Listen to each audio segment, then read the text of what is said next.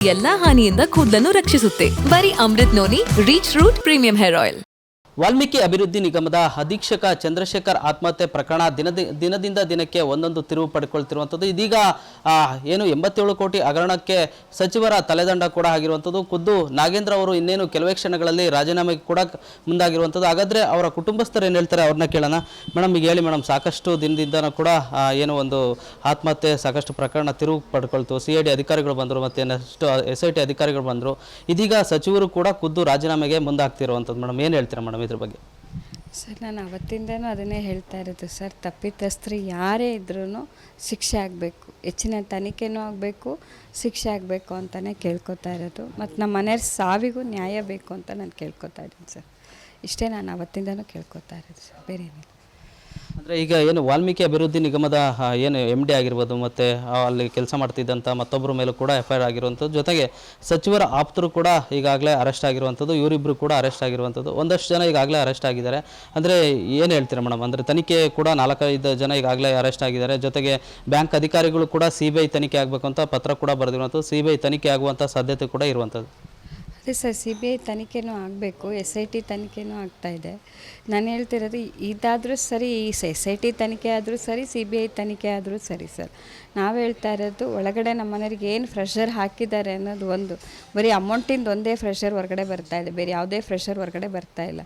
ಅಲ್ಲಿ ಏನು ನಡೀತೋ ಅನ್ನೋ ಸತ್ಯ ನಮಗೆ ಹೊರಗಡೆ ಬೇಕಾ. ನಾನು ಹೇಳಿ ಅಲ್ಲ ಅವಮಾನ ಅಂತ ಬರೆದಿದ್ದಾರಲ್ಲ ಸರ್, ಅದು ಏನಾಯಿತು ಅನ್ನೋದು ನಮಗೆ ಬೇಕು ಸರ್ ವಿಷಯ.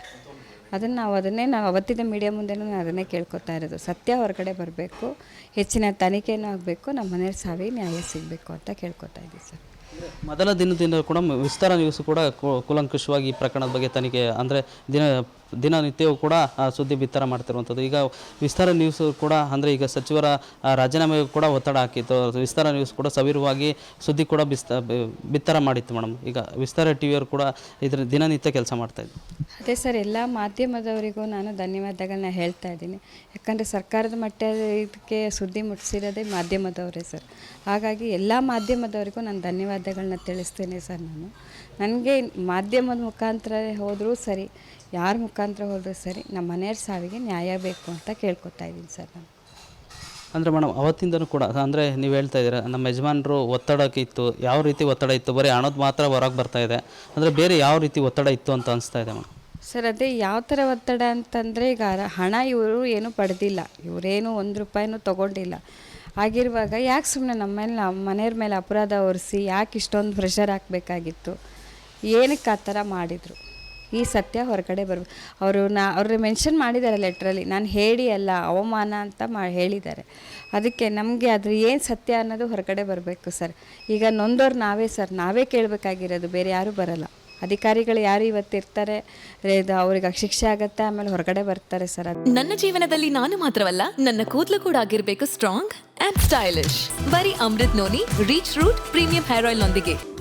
Reach root premium hair oil ಅದು ಸೆಕೆಂಡ್ರಿ, ಬಟ್ ನಮಗೆ ಅನ್ಯಾಯ ಆಗಿರೋದು ನಮಗೆ ನ್ಯಾಯ ಬೇಕು ಅಂತ ನಾನು ಕೇಳ್ಕೊತಾ ಇದ್ದೀನಿ ಸರ್. ಅಂದರೆ ಸಚಿವರು ಕೂಡ ಬಂದೋಗಿದ್ರು, ಗೃಹ ಸಚಿವರು ಬಂದಿದ್ರು, ಅಂದರೆ ನಿಮಗೆ ನ್ಯಾಯ ಕೊಡಿಸ್ತೀವಿ, ಯಾರೇ ತಪ್ಪಿತಸ್ಥರಿದ್ರು ಕೂಡ ಕ್ರಮ ಕೈಗೊಳ್ತೀವಿ ಅಂತ ಹೇಳ್ತಾ ಇದ್ರು.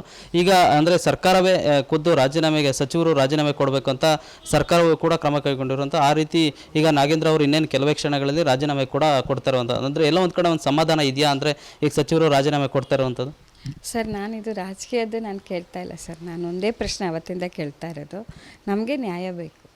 ಇದರಲ್ಲಿ ತಪ್ಪಿತಸ್ಥರು ಯಾರೇ ಆಗಿರ್ಬೋದು, ತನಿಖೆಯಿಂದ ಹೊರಗಡೆ ಬರಬೇಕು, ಸತ್ಯ ಹೊರಗಡೆ ಬರಬೇಕು. ನಮ್ಮ ಮನೆಯ ಸಾವಿಗೆ ನ್ಯಾಯ ಬೇಕು. ಅವರು ನಿಯತ್ತಿನ ಮನುಷ್ಯ ಆಗಿದ್ದರು, ಆ ನಿಯತ್ತಿಗೆ ಬೆಲೆ ಬೇಕು ಅಂತ ನಾನು ಇಷ್ಟು ಹೋರಾಡ್ತಾ ಇದ್ದೀನಿ ಸರ್.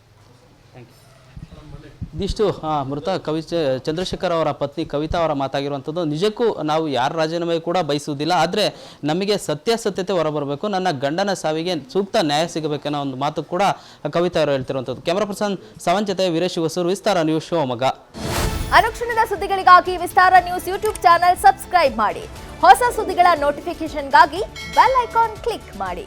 ಲೇಟೆಸ್ಟ್ ಅಪ್ಡೇಟ್ಸ್ಗಾಗಿ www.vistaranews.com ವೆಬ್ಸೈಟ್ಗೆ ವಿಸಿಟ್ ಮಾಡಿ. ಅಂಗೈಯಲ್ಲೇ ಜಗತ್ತಿನ ಸುದ್ದಿ ತಿಳಿಯಲು ವಿಸ್ತಾರ ನ್ಯೂಸ್ ಕನ್ನಡ ಆಪ್ ಡೌನ್ಲೋಡ್ ಮಾಡಿ.